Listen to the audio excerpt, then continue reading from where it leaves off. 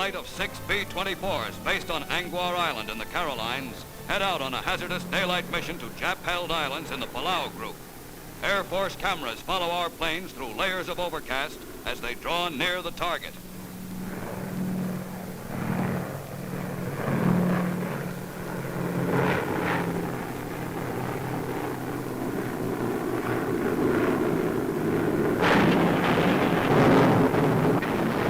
Jap positions are erased.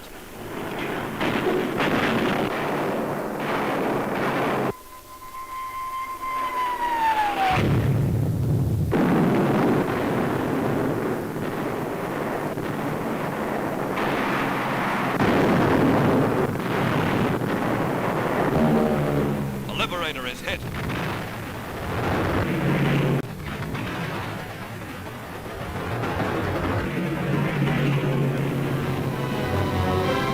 One wing completely shattered, the plane plummets groundward. Our Pacific Island warfare is not cheap.